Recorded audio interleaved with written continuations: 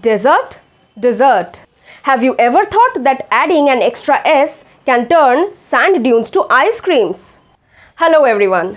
Welcome to another episode of Speak Better, Write Better.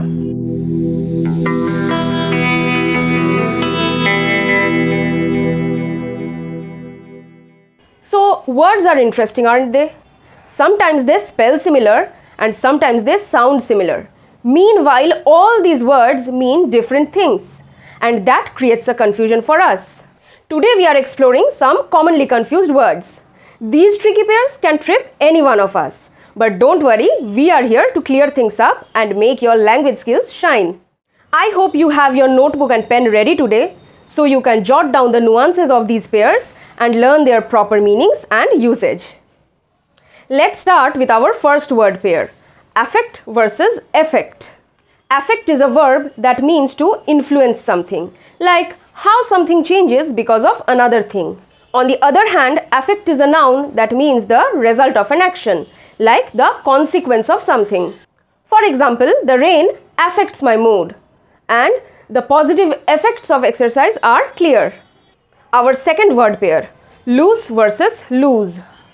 Loose is a verb for when you can't find something, like misplacing an item. Loose, on the other hand, is an adjective that is used to describe something which is not tight or secure. For example, I don't want to lose my keys, and the knot is too loose. The third pair, principal versus principal. Principal can be a person who is in charge, like the head of a school. On the other hand, principle is a fundamental belief or rule that guides your behavior. For example, the school's principal is friendly. Honesty is an important principle. Our fourth pair, accept versus accept. Accept is a verb meaning to agree, receive or take something.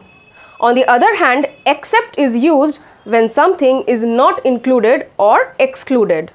For example, she accepted the invitation.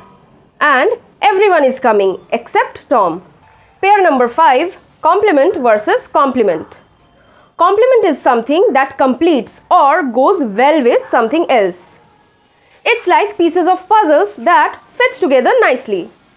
Compliment, on the other hand, is a nice thing that you say about someone.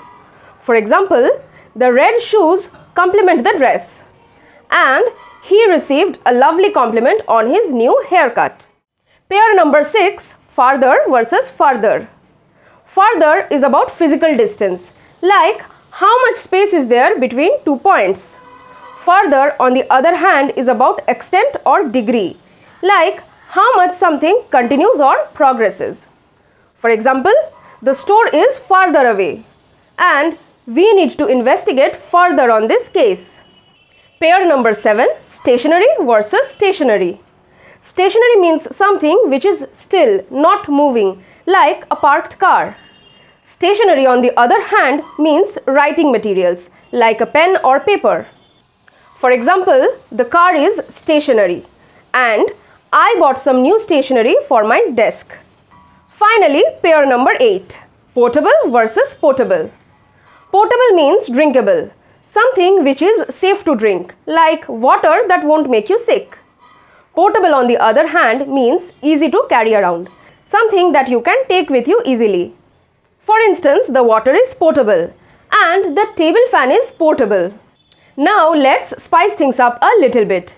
Make one sentence that has both of these words in it. Here's mine. During their camping trip, they carried a portable water filter that turned any water source into potable drinking water. And that wraps it up for now. We have taken a tour through some of the words that like to confuse us. Remember, picking the right pair of words can help you to communicate better and express yourself clearly. We will come back on the next episode with more such confusing words. Till then, keep honing your language skills.